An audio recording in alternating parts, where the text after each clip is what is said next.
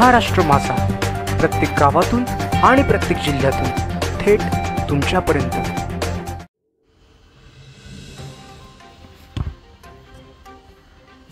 बातमी आहे रायगड जिल्ह्यातून कर्जत तालुक्यातील नेरळ शहरातील। नेरळ पोलिसांची धडाकेबाज कारवाई, कुख्यात घरफोडी चोरटा जेरबंद। नेरळ शहरात दिवसाढवळ्या घरफोडी करून लाखोंचा ऐवज लंपास करणाऱ्या कुख्यात सिरियल चोरट्याला नेरळ पोलिसांनी तब्बल 50 CCTV फुटेज तपासून जेरबंद केलं आहे। या धडाकेबाज कारवाईने चोरट्यांच्या गुन्हेगारी साम्राज्यावर मोठा आघात झाला आहे। नेरळमधील पियुष अपार्टमेंटमध्ये 14 नोव्हेंबर 2024 रोजी शिक्षक संतोष कोळी यांच्या घरातून 5 लाखांपेक्षा अधिक किमतीचे सोन्याचे दागिने आणि रोकड चोरीला गेले होते।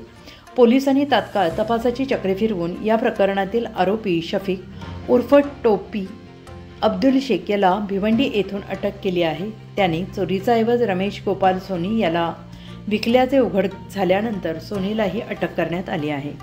आणि या कारवाईत पोलिसांनी 26.200 ग्रॅम वजनाचे सोन्याचे दागिने अंदाजे 1,29,700 रुपयांचे हस्तगत केले आहेत।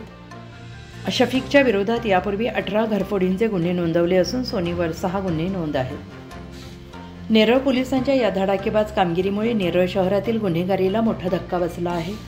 पोलिसांच्या गुन्हे प्रकटीकरण पथकाच्या अथक प्रयत्नांमुळे ही यशस्वी कारवाई घडून आली आहे। या संपूर्ण कारवाईचे नेतृत्व पोलीस अधीक्षक सोमनाथ घाडगे, अप्पर पोलीस अधीक्षक अभिजित शिवतरे, उपविभागीय पोलीस अधिकारी D टेले, नेरळ पोलीस ठाण्याचे प्रभारी अधिकारी शिवाजी ढवळे यांच्या मार्गदर्शनाखाली तपास पथकातील अधिकारी संदीप फड, सचिन वाघमारे, राजेभाऊ केकाण, अश्रुबा बेंद्रे, निरंजन दवणे, विनोद वांगणेकर यांच्या उत्कृष्ट कामगिरीने हे प्रकरण उघडकीस आले आहे। महाराष्ट्र माझाकरिता संपादक जगदीश तगडे, रायगड, नेरळ।